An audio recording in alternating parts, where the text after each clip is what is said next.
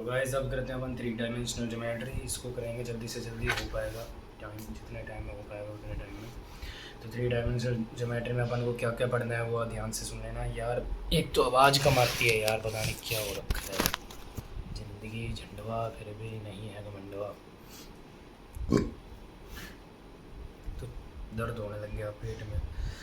3 dimension geometry, coordinates हुए point बात करेंगे अपन, डिस्टेंस फार्मूला के बारे में बात करेंगे, सेक्शन फार्मूला के बारे में बात करेंगे, एरिया ऑफ ट्रायंगल के बारे में बात करेंगे। वही चीज़ें रिपीट हो रही हैं कुछ तो, जो अपन ने जैसे 2 डायमेंशनल करी थी वो 3 डायमेंशनल में।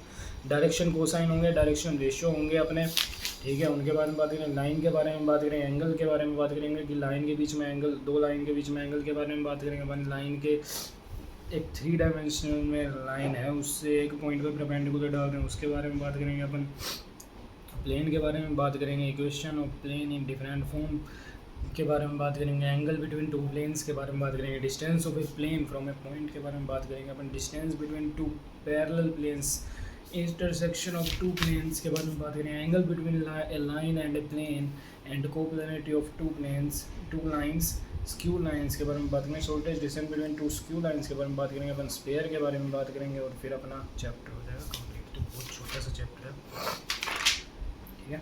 3 डायमेंशनल ज्योमेट्री को अपन शुरू करते हैं अब। और coordinates of a point in a space अपन बात करेंगे। तो भाई एक्स वाई जेड होगा point, X Y Z, X comma Y comma Z, 3 dimension में पॉइंट है, ठीक है। डिस्टेंस फार्मूला जैसा कि अपन देख सकते हैं, डिस्टेंस फार्मूला क्या होगा, x2 माइनस x1 का whole square plus y2 minus y1 का whole square plus z2 minus z1 का होल स्क्वायर का। डिस्टेंस फार्मूला डन है सभी को, ठीक है। 2 पॉइंट्स के बीच में 3 पॉइंट्स, दिस आर कोलिनियर।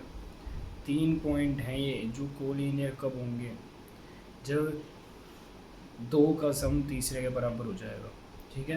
2 का सम तीसरे के बराबर, दो डिस्टेंसेस का सम तीसरे के बराबर। Let O be the origin and P be the distance with this.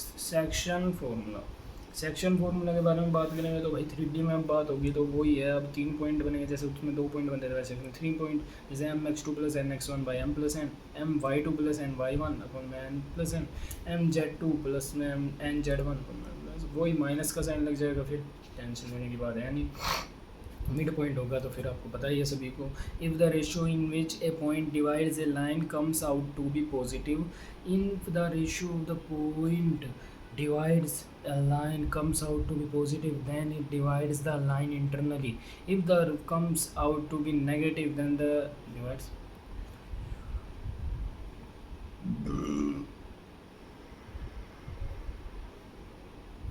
Okay. एक पॉइंट लाइन को डिवाइड करता है, अगर वो रेशियो पॉजिटिव आ रहा है तो इंटरनली कर रहा है और नेगेटिव आ रहा है तो एक्सटर्नली कर रहा है। 3 पॉइंट हैं। Represent the vertices of a triangle, then the centroid of the triangle will be x1 plus x2 plus x3 by 3, y1 plus y2 plus y3 by 3, z1 plus z2 plus z3 by 3। ला ला ला ला ला ला ला ला। 3 dimensional geometry पूरी होगी, फिर यार लिमिट कंटिन्यूटी डिफरेंशिएबिलिटी करना है, उससे भी मुझे बहुत डर लगता है। आज उसको भी कर देंगे, शानदार। डरने का नहीं, झुकेगा नहीं साला। Indian army national defence academy में जाने ब्रो, लगे रहो। फिर मैं यार फ़ोन की साइड थोड़ा कम देखूंगा क्योंकि यार ये बहुत ब्राइटनेस पे और है ना, आँखों में जाती है लाइट और ऊपर भी लाइट है, सामने भी तो आँखें ख़राब हो जाएंगी, इसलिए मैं सामने कम देखूँगा। मैं बुक में देखते हुए करूँगा, तुम मेरे को देख लेना भाई, और आवाज़ आएगी तुम्हारे पास, सुन लेना उसे ढंग से यार, समझ लेना, ठीक है। P पॉइंट है, Q पॉइंट है, R पॉइंट है, B कोलिनियर, ठीक है। तो इन दोनों मतलब दो पार्ट्स में डिस्टेंस होगा तो दोनों को डिस्टेंस का इक्वल हो जाएगा फिर वो। Consider the following statement, R divides, अच्छा PQ इंटरनली इन दिस, अच्छा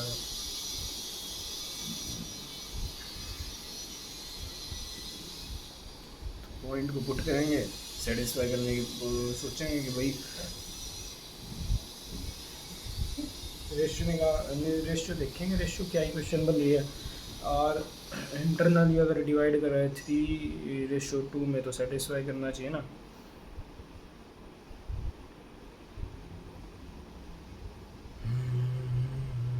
यार अगर ये पॉइंट आ रहा है तो मैं R इधर पुट करूँगा और वो अगर 3:2 में डिवाइड कर रहा है आर पॉइंट, तो मैं इनसे आर की वैल्यू निकालने की कोशिश करूँगा ना। अगर एक अपन सेक्शन फॉर्मूला कैसे लगाते हैं, 2 पॉइंट्स हैं, उनके बीच में एक पॉइंट आ रहा है जो कि उनको m/n में डिवाइड कर रहा है। m/n में अपन के पास 2 पॉइंट है, एक लाइन बना रहे हैं जो कि, और वो बीच में एक पॉइंट आता है जो m/n में डिवाइड कर रहा है। तो अपन जो पॉइंट m/n में डिवाइड करें ना, उसके पॉइंट्स निकालते हैं, उसके वर्टिसेस निकालते हैं, उसके अपन कोऑर्डिनेट्स निकालते हैं कि अपन वो कोऑर्डिनेट्स निकालते हैं कि उनकी वैल्यू क्या है। तो ऐसे फिर अपन ये चेक करके कर देंगे इसको पेपर में। Area of a triangle, area of a triangle पे बात करेंगे मेरी जान। एरिया ऑफ अ ट्रायंगल अगर 3 पॉइंट्स दे रखे हैं अपन को, एक्स वाई जेड की फॉर्म में दे रखे हैं, be the vertices of a triangle, then triangle का एरिया निकालना है। जैसे कि अपन ने डिटर्मिनेंट फॉर्म से निकाला था, तो हाफ इंटू में वो पॉइंट्स निकालते थे, x1 y1 1, x2 y2 2 1, x3 y3 1, तो उससे निकाला था। अब इधर क्या होगा कि भाई एरिया तो निकालेंगे, लेकिन एरिया निकलेगा कैसे? जो एरिया होगा ना वो रूट में, क्योंकि भाई 3 डायमेंशनल में एरिया निकालना बहुत हार्ड हो जाता है। तो 3 डायमेंशनल में जो होगा ना, तो वो डेल्टा एक्स पार्ट, मतलब एरिया निकालेंगे, एरिया को अपन रूट में रखेंगे आपकी बार।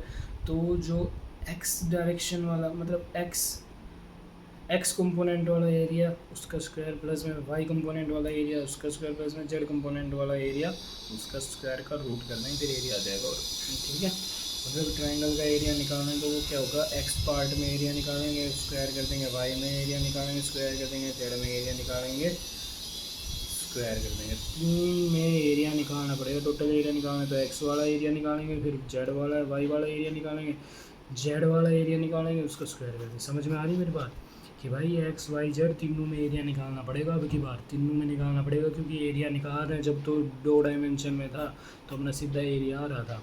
अब की बार 3 में एरिया है, 3 में, जब 3 प्लेन का हिसाब से निकालना पड़ेगा, तो एक्स वाई जेड तीनों के हिसाब से एरिया निकालना पड़ेगा। तो एक्स में एरिया कैसे निकालेंगे, हाफ जो एक्स में निकालेंगे ना, उसमें एक्स को नेगलेक्ट कर देंगे, वाई और जेड रखेंगे, और जो वाई में निकालेंगे उसमें वाई को नेगलेक्ट कर देंगे, एक्स और जेड रखेंगे। आई बात समझ में? और जो जेड का होगा उसमें, यार ये थोड़ा ट्रिपिकल इसलिए होता है, बच्चों को आसानी से समझ में क्यों नहीं आता है, क्योंकि ये है ही हार्ड, ऐसे बनता है हार्ड, ऐसी चीज़ें बनती हैं। ट्रायंगल है, उसका अपन को एरिया निकालना, वो कैसे निकालना है भाई? एक तो भाई 3 डायमेंशनल में, 3 डायमेंशनल में, इसलिए तीनों की हेल्प से निकालेंगे। तो एरिया एक्स में कंपोनेंट जो होगा एरिया का, उसका स्क्वायर, प्लस में वाई वाले का स्क्वायर, प्लस में जेड वाले का स्क्वायर, तो ऐसे उसका रूट ले लेंगे तो एरिया आ जाएगा। अब एक्स वाला कैसे निकालेंगे? तो जो एक्स में जो एरिया निकालेंगे ना अपन, वो कैसे निकलेगा भाई? हाफ वही वाला अपना कोऑर्डिनेट सिस्टम वाला, सेकेंड ज्योमेट्री 2D ज्योमेट्री वाला एक्स वाला कैसे निकालें? अब इधर ही तो टेंशन है, इधर ही ध्यान रखना अपन को कि भाई एक्स वाला पार्ट जब देखेंगे ना, तो एक्स वाले पार्ट में क्या आएगा अंदर? एक्स वाले पार्ट में एक्स का ही नहीं आएगा, एक्स में निकालना है, दूसरों की हेल्प से निकालेंगे। एक्स वाले में एक्स का नहीं आएगा, क्या आएगा? y1 z1 1, y2 z2 1, y3 z3 1। आई बात समझ में? ऐसे ही y में निकालेंगे, ऐसे ही z में निकालेंगे। जो y में निकालेंगे एरिया, तो हाफ y वाला पार्ट नहीं आएगा, x1 z1 1, x2 z2 1, x3 z3 1। फिर एरिया निकालेंगे, इनका स्क्वायर करेंगे, ऐड करेंगे, इनका रूट निकालेंगे, एरिया आ जाएगा अपना। ठीक है, थोड़ा सा क्रीपी था। डायरेक्शन कोसाइंस, अब अपन असली पार्ट पे आ चुके हैं। डायरेक्शन कोसाइंस के बारे में बात करें। डायरेक्शन कोसाइंस, तो कोस आ रहा है मतलब एंगल से रिलेटेड होता है, तो डायरेक्शन कोसाइंस को अपन LMN से डिनोट करते हैं। और कोस अल्फ़ा, कोस गामा, और cos alpha, cos beta, cos gamma से रिलेशन करते हैं। एक लाइन ओरिजिन से समझ लो, या फिर कैसे भी है, मान ले ओरिजिन पे अपन लेट करते हैं आसान करने के लिए कि ये कमरा है ना, ये वो है, तो ये जो अपना हाँ, मान ले, अबे भाई समझ,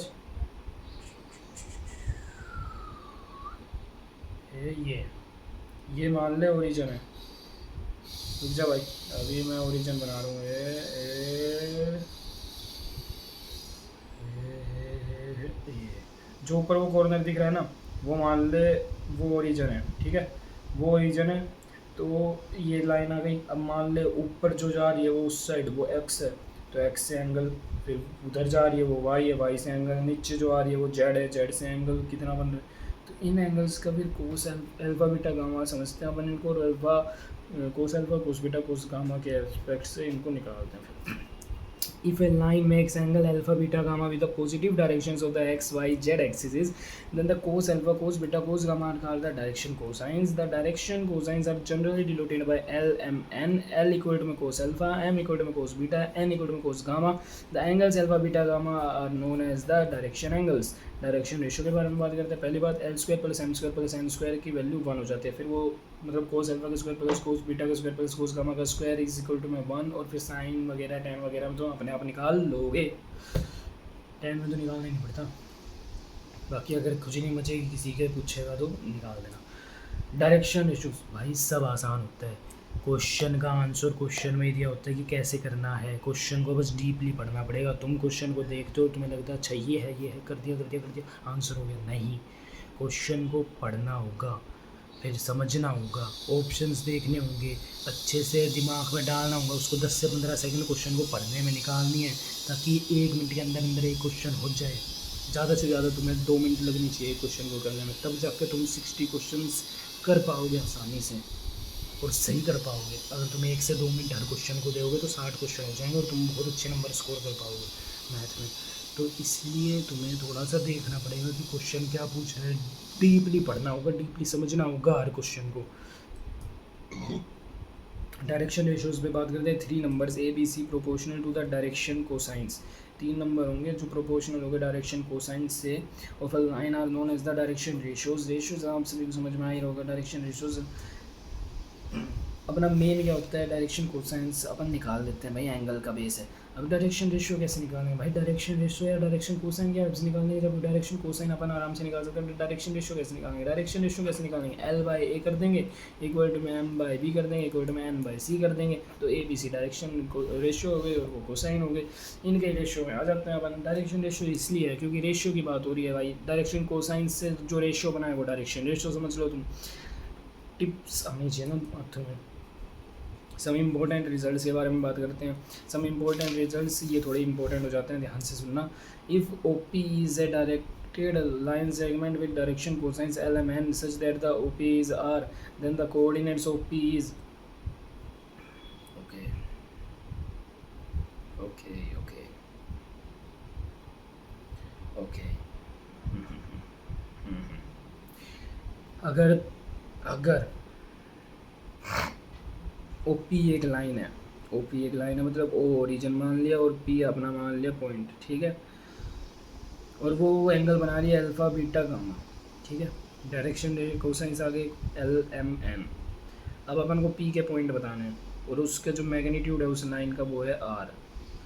तो अगर पॉइंट निकालने तो सीधा डायरेक्शन कोसाइंस के हेल्प से निकल जाएंगे L R M R N R, L R comma N R, L R comma M R comma N R, ये होंगे उसके पॉइंट्स।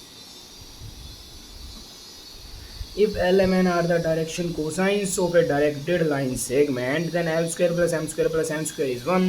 बताया जाता है तुम्हें DC direction cosines of x axis are cos 0 degree, x axis के साथ cos 0 degree बनेगा जो कि 1 आएगा, बाकी के साथ 90 बनेगा तो वो 0 हो जाएगा। एक्स एक्सिस खुद के साथ 0 ही बनाएगी, बाकी के साथ 90 बनाएगी, 90 के कोस 90 क्या होता है 0, तो बाकी 1,0,0 हो जाएगा, वैसे 0,1,0 हो जाएगा, 0,0,1 हो जाएगा, ठीक है, समझ में आई बात। अब अपन बात करते हैं एल। सिंपल एल की वैल्यू कैसे निकालेंगे, एम की वैल्यू कैसे निकालेंगे, एन की वैल्यू कैसे, जैसे कि अपन ने ए बी सी निकाला भाई, ए बी सी क्या निकाला, A B C direction ratios अपन ने कैसे निकाले, एल बाई ए कर दिया, उसको बराबर एम बाई बी कर दिया, उसको बराबर एन बाई सी कर दिया। अब अपन को डायरेक्शन कोसाइन निकालना है तो भाई डायरेक्शन कोसाइन निकालेंगे ना, वो अपन डायरेक्शन रेशियोज़ की हेल्प से निकालेंगे। अब डायरेक्शन रेशियोज़ की हेल्प से अपन कैसे निकालेंगे भाई, एक एल है, एल किसको डिनोट कर रहे हैं एक्स को, ए किसको डिनोट कर रहे हैं एक टाइप से एक्स को, ठीक है भाई। एल की वैल्यू निकालेंगे तो एल की जब अपन वैल्यू निकालेंगे तो अपनी थोड़ी सी फटेगी, एल की वैल्यू निकालेंगे डायरेक्शन को रेशियोज़ की हेल्प से निकालेंगे तो भाई कुछ ऐसा खतरनाक सा चक्कर बनेगा कि ए से डायरेक्ट एक से रिलेट करेगा डायरेक्टली और इन्वर्सली करेगा ए का स्क्वायर प्लस बी का स्क्वायर प्लस सी के स्क्वायर से। मतलब एल की वैल्यू निकालेंगे ना तो वो होगी ए डिवाइड बाय में root A square plus B square plus C square, क्योंकि जो L है ना वो A से रिलेशन खाता है, जो M है ना वो B से रिलेशन खाता है, और जो N है ना वो C से रिलेशन खाता है। तो अपन को अगर L की वैल्यू निकालनी है तो डायरेक्शन कोसाइन क्या है निकलेंगे, A से रिलेशन खाता है तो A रखेंगे, और नीचे वाला कुछ ऐसा रखेंगे कॉमन जो सब में आए, क्योंकि रेशो है डायरेक्शन कोसाइन और डायरेक्शन रेशो का रेशो, डायरेक्शन कोसाइन और डायरेक्शन रेशो का रेशो बराबर होगा तीनों के लिए, L M N A B C तीनों में। तो इसलिए एल बाय एल रे ए से रिलेशन खाता है, रूट में क्या आएगा ए का स्क्वायर प्लस बी का स्क्वायर प्लस में सी का स्क्वायर, ऐसे ही एम का होगा बी अपॉन में रूट ए का स्क्वायर प्लस बी का स्क्वायर प्लस सी का स्क्वायर, ऐसे ही एन में सी अपॉन में root A square plus B square plus C square. तो मैं आया होगा समझ में। Direction ratios of a line joining the points A and B, direction ratios of a line, direction ratios of a line joining the points A and B, direction ratios बताने हैं अपन को उस लाइन के जो ए और बी पॉइंट को join करती है, आर दिस दिस दिस।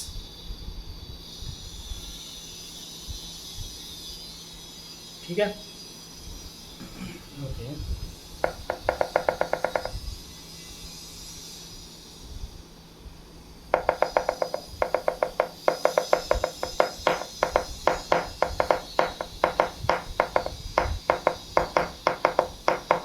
नया कॉन्सेप्ट समझ लो तुम अब कि डायरेक्ट एक दो पॉइंट से एक लाइन ज्वाइन कर दी है, पढ़ लिया क्या वो अपन? अच्छा फिर ठीक है, मैं सोचा ये मैंने क्या कर दिया पूरी बुक में भाई साहब डिज़ाइन बना दिया तुम्हें समझाने के लिए, तो यूँ समझ लो इस डिज़ाइन बना दिया है, देख लो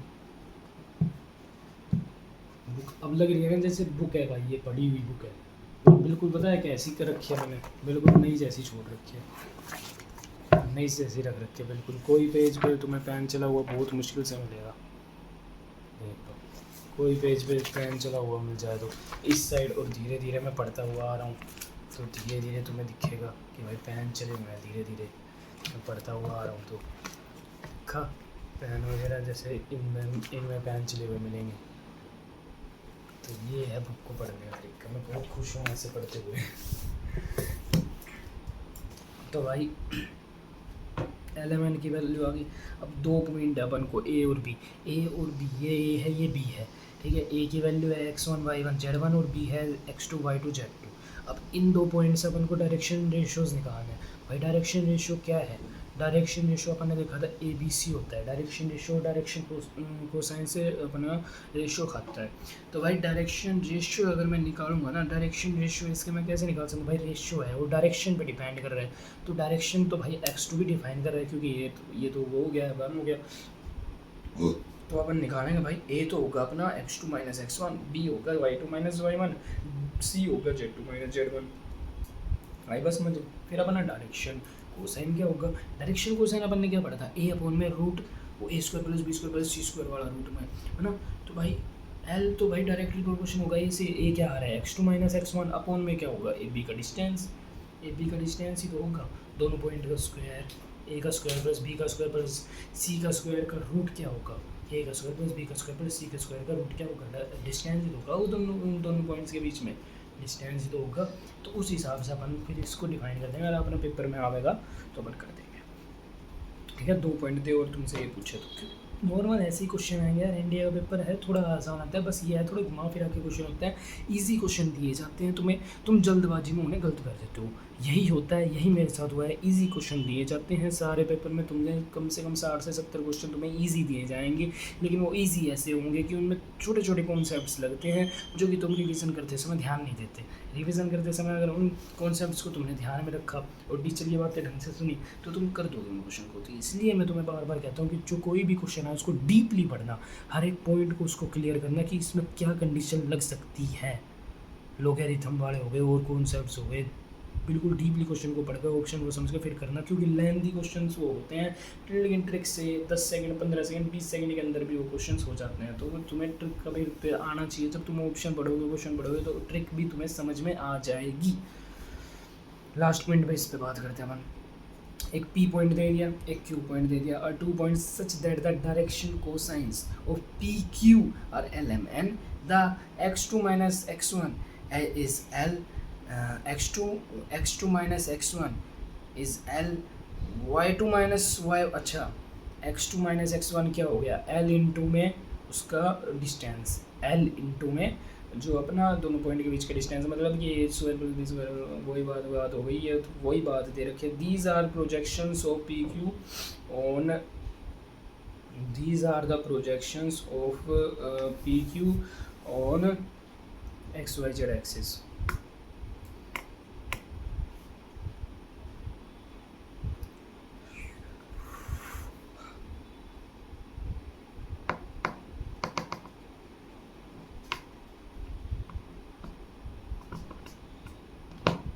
क्या है प्रोजेक्शन इसमें दे नहीं रखा।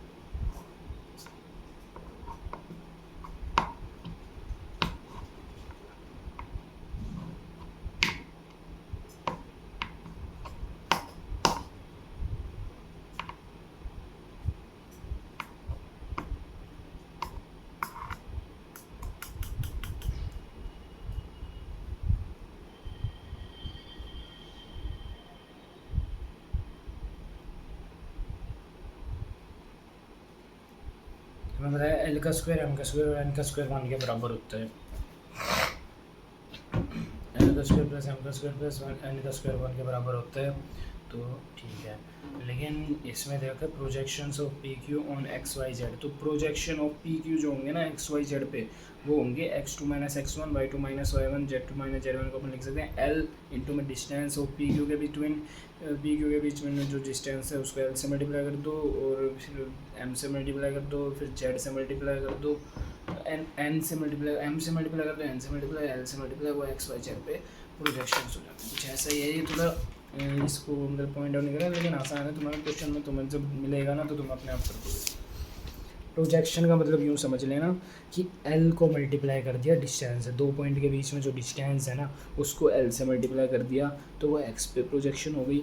दोनों पॉइंट के बीच में जो डिस्टेंस है उसको अगर m से मल्टीप्लाई कर दिया तो वो y में प्रोजेक्शन हो गई, n से मल्टीप्लाई कर दिया तो वो z में प्रोजेक्शन हो गई। एक लाइन की Q L, M, N are direction cosines of a line, then what is the value of L plus M minus N का होल स्क्वायर प्लस में M plus N minus 1 L का whole square. Okay, इसमें तो trick लगेगी भाई। Okay okay,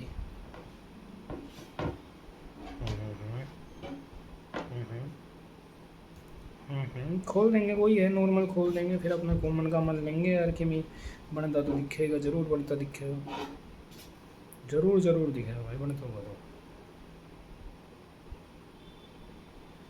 तो square तो 1 होता है।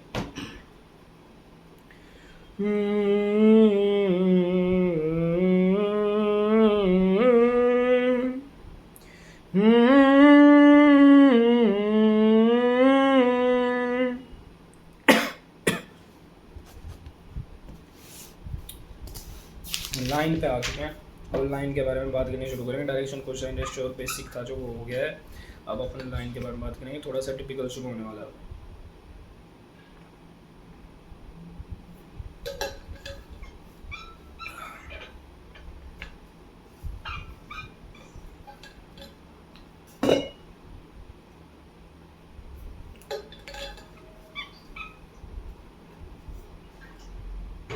अगर इस बार मेरा एनडीए का पेपर हो जाता है तो मैं बहुत खुश हूँगा भाई, बहुत ज़्यादा चिल्लाऊँगा मैं, रोड पे खड़े हो गए चिल्लाऊँगा, मतलब यार भगवान की तरह से बहुत खुश हूँ। मेरे माँ बाप मेरे से भी ज़्यादा खुश होंगे, तो इसलिए मैं चाहता हूँ मेरा इस बार एनडीए का पेपर पास हो जाए।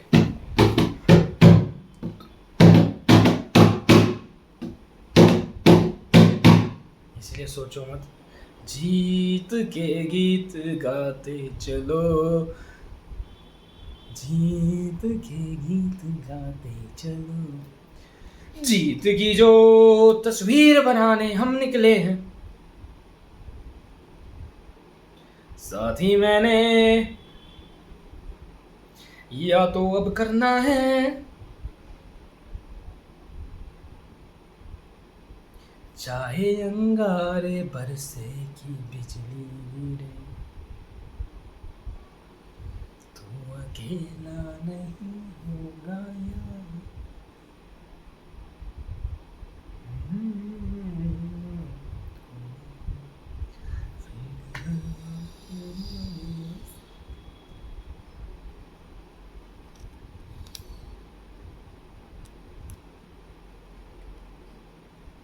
चलो भाई लाइन को शुरू कर दें दोबारा एक गुड, ज़्यादा डिस्ट्रैक्शन नहीं। Line A B C are the direction ratios of a line passing through the point this. Okay, एक लाइन है, उसके ए बी सी अपने डायरेक्शन रेशियोज हैं। ओके बिल्कुल, एंड वो लाइन पास कर रही है पॉइंट से x1 y1 और z1। ओके, इक्वेशन बताने से लाइन की ए बी सी अपने को डायरेक्शन रेशियो दे दिए, ठीक है, अपने को डायरेक्शन रेशियो दे दिए ए बी सी। ओके भाई, ठीक है ठीक है ठीक है ठीक है ठीक है ठीक है ठीक है ठीक है ठीक है, A B C direction ratio दे दिए हैं, और अपना के नाम से एक पॉइंट से पास कर रही है लाइन, वो है x1 y1 z1। इक्वेशन बताने लाइन की इक्वेशन बताएंगे भाई। डायरेक्शन रेशियोज जो होते हैं ना उनसे डिवाइड करते हैं अपन, क्योंकि l बाय में a हुआ था इक्वल टू m बाय में हुआ था इक्वल टू में n बाय में m बाय में b हुआ था और n बाय में c। तो वैसे ही अपन करेंगे इसमें कि भाई अपन को इक्वेशन ऑफ लाइन बताने, तो x में एक पॉइंट से भी पास हो रही है, एक पॉइंट से पास हो रही है, और फिर जो डायरेक्शन रेशियो होते हैं ना वो अपन यूँ समझ सकते हैं भाई डायरेक्शन रेशियो है तो डायरेक्शन दिखा रहे हैं, तो वो एक पैरेलल लाइन जो होगी ना उसके भी वही सेम डायरेक्शन रेशियोज होंगे क्यों डायरेक्शन दिखा रहे हैं। तो इसलिए अपन ऐसे करेंगे कि x माइनस में x1 अपॉन में a इक्वल टू में y माइनस में y1 upon b equal to में z माइनस में z1 अपॉन c। तो ये अपने हो गया direction direction direction direction direction नहीं, इक्वेशन होगी लाइन की, line equation of a line in terms of direction cosines. Direction cosines की टर्म्स में डायरेक्शन कोसाइंस की टर्म्स में इक्वेशन ऑफ लाइन बनेगी L M N, direction cosines है, equation of line बनेगी। ये डायरेक्शन रेशोज़ की टर्म्स में इक्वेशन ऑफ लाइन थी, x माइनस में x1 upon A equal to में y माइनस में y1 upon B equal to में z माइनस में z1 अपॉन सी। लेकिन जो equation of line L M N के टर्म्स में बनेगी उसमें सीधा अपन करेंगे, क्योंकि यार एल एम एन और ए बी सी ये रेशियो में थे, है ना, L by A equal to में M by B equal to में एन बाई सी, ये रेशियो में थे। तो इसलिए अगर अपन को इनको चेंज करना है तो अपन सीधा कर देंगे x minus x1 upon L हो जाएगी, y minus y1 upon M हो जाएगी, और z माइनस z1 अपॉन, ठीक है। डायरेक्शन रेशोज़ की जगह सीधे के सीधे डायरेक्शन, मतलब डायरेक्शन रेशोज़ की जगह डायरेक्शन कोसाइन ले लेंगे, सीधे के सीधे डायरेक्शन रेशोज़ की जगह डायरेक्शन कोसाइंस ले लेंगे, ठीक है ना, क्योंकि इनका रेशियो इक्वल है। आई समझ में? ठीक है,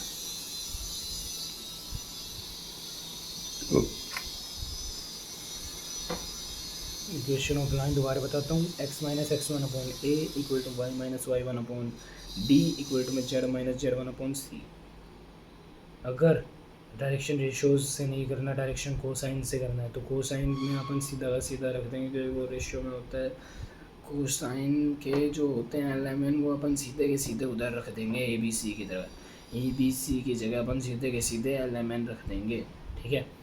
तो ए बी सी की जगह सीधा एलिमेंट पुट कर देंगे, क्योंकि ए बी सी जो थे वो रेशियो में थे, तो इसलिए मैंने पुट कर देंगे सीधा x minus x1 upon L equal में y minus y1 upon M equal में z minus z1 upon N, ठीक है। In general coordinates of line के जनरल कोऑर्डिनेट्स कैसे करेंगे अपन, जनरल कोऑर्डिनेट्स कैसे निकालेंगे, तो वो अपन ऐसे निकालेंगे कि भाई x माइनस x1 अपॉन में l, y माइनस y1 अपॉन m, N Z minus z1 अपॉन n, ये सब इक्वल है, अपन को पता है। तो इनको अपन है ना r के बराबर पुट कर देंगे, लेट्स से ये r के बराबर है। अपन को क्या निकालना है, जनरल कोऑर्डिनेट्स निकालना है, मतलब x y जो z की वैल्यू निकालनी है। अपन को पता है x1 माइनस में x माइनस में x1 है, एक्स माइनस में एक्स वन है दे रखा है। तो अपन को क्या निकालना है, अपन को पता है अपन को एक्स की वैल्यू, वाई की वैल्यू, जेड की वैल्यू निकालनी, जनरल मतलब कि एक्स वाई जेड की वैल्यू निकालनी है। तो एक्स वाई जेड की वैल्यू निकालनी है तो अपन उसको जो इक्वेशन है उसको आर के बराबर पुट करेंगे और उधर से निकाल लेंगे। तो एक्स की वैल्यू क्या आएगी, एक्स वन प्लस में l r, y one plus में एम आर और जेड वन प्लस में n r x Y Z की वैल्यू हो जाएंगी। ठीक है। Equation of a line passing through the 2 points, 2 point से इक्वेशन की line, equation of a line pass करी, जब तो डायरेक्शन रेशियो डायरेक्शन कोसाइन के हेल्प से निकाल लिया। डायरेक्शन की डायरेक्शन रेशियो और डायरेक्शन कोसाइन की हेल्प से अपन ने निकाल लिया तब तो। ठीक है, डायरेक्शन रेशियो और डायरेक्शन कोसाइन की हेल्प से अपन ने निकाल लिया। लेकिन अब अपन निकालेंगे, अब अपन क्या करेंगे, अपन है ना equation of line passing through the 2 points, 2 point से पास करिए एक लाइन और उसकी इक्वेशन निकालेंगे। ठीक है भाई।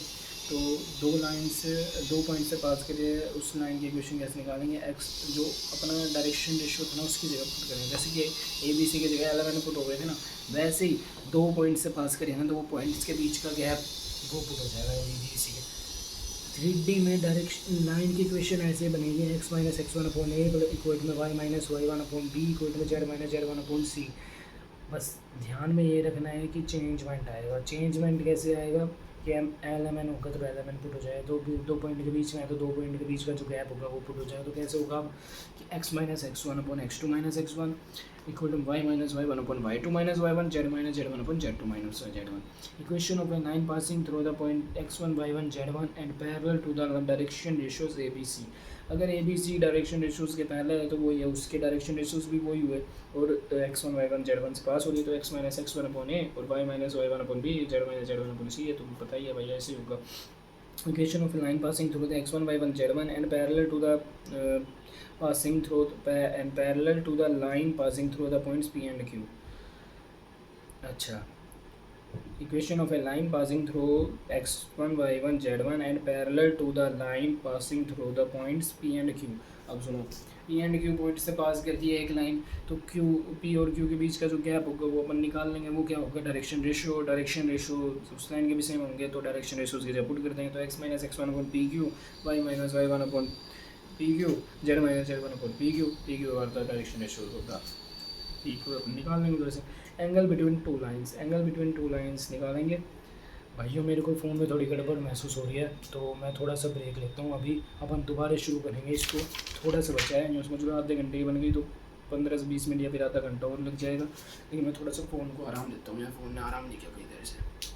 ठीक है, तो एंगल बिटवीन टू लाइन्स अपन दोबारा शुरू करेंगे। लाइन तक का जितना वो पड़ा है वो थोड़ा पचा लेते हैं। 15 मिनट का ब्रेक दे देता हूँ, फ़ोन को थोड़ा ठंडा हो जाएगा।